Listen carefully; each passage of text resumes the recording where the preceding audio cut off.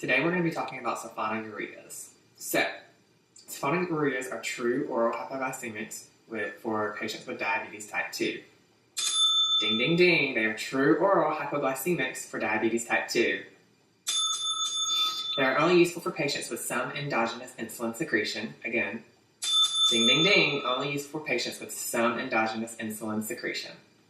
They are divided into two generations. The first generations are chloropropamide, and then tolbutamide, also known as Oronase, talazimide, also known as Tolanase. Second generations include glyphoside, which is also known as glucotrol, glycinase, glyburide, which is also known as diabeta, and then glimepiride, which is amaryl. Their action is to increase endogenous insulin secretion. Therapeutic uses include to reduce blood glycemic levels and manage patients with type 2 diabetes. Pharmacodynamics of sulfonylureas. These drugs cause an increase in endogenous insulin production secretion by beta cells via increase in CAMP production.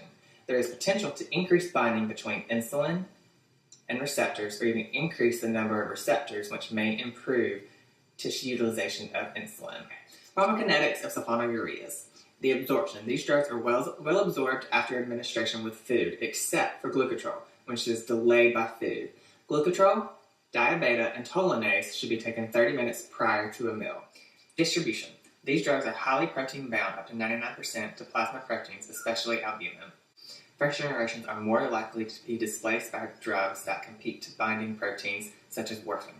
This can cause an increase in hypoglycemic effects and an increase for hypoglycemic episodes. Metabolism.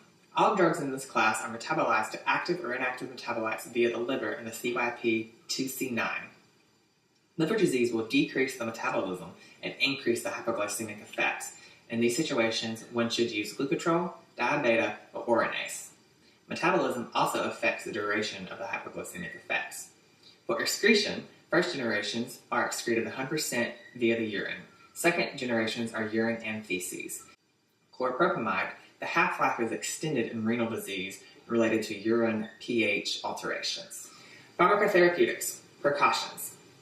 These include older adults and debilitated patients who are prone to hypoglycemic effects, in which the signs and symptoms of hypoglycemia may be difficult to recognize, adrenal or pituitary insufficiencies, hepatic or renal impairments, and pregnant mothers, in which the drug of choice is insulin.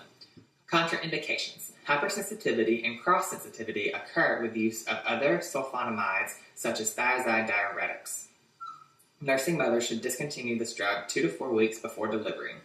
Diabetes type 1, DKA, and diabetic coma, uncontrolled infection, burns, or trauma are also contraindications.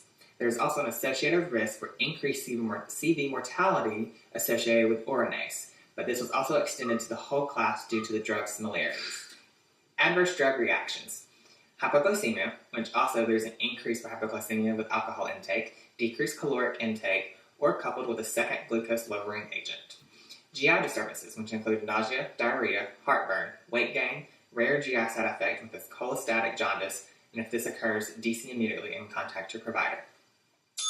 Ding, ding, ding! GI disturbances are very common, which include nausea, diarrhea, heartburn, weight gain, and rare GI side effect, which includes cholestatic jaundice, which is you should discontinue immediately and contact your provider. Ding, ding, ding. ADRs, which also include transient episodes of pruritus, erythema, urticaria, and rashes, which may occur. Photosensitivity is possible. The recurrence of SIADH, especially with patients who have congestive heart failure or hepatic cirrhosis, and then hemolytic anemia, agranulocytosis, leukopenia, and then thrombocytopenia are all possible but rare complications. You should have a CBC annually. Drug interactions. Alcohol interacts to produce a disulfiram-like syndrome. Ding, ding, ding, alcohol interacts to produce a disulfiram-like syndrome. Beta blockers also increase the hypoglycemic effect and mask the signs and symptoms of hypoglycemia. Thiazide diuretics may interact and decrease the hypoglycemic effect. For indication and clinical use, they are used as a second-line therapy for type 2 diabetes patients who have previously used diet, exercise, and metformin with no success. Ding, ding, ding, use as second-line therapy for type 2 diabetes patients who have previously used diet, exercise, and metformin with no success. Ding, ding, ding. Correctional drug selection. may cause hypoglycemia in patients and older adults. Diabetes should be avoided in older adults because of the risk of severe hypoglycemia.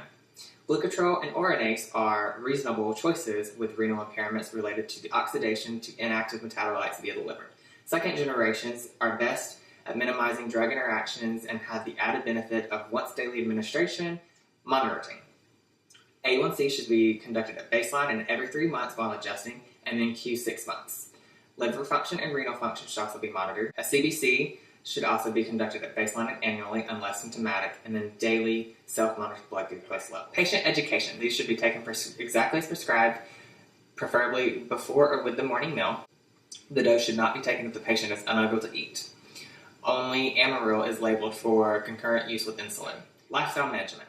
The most common are GI problems. You should notify your provider, and the dose may be divided and given 3 times daily. Ding, ding, ding.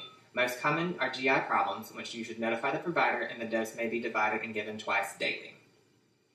Educate your patients for the signs and symptoms of hypoglycemia and how to treat it, the importance of alcohol avoidance, and report any unusual weight gain, as these drugs may produce an antidiuretic effect.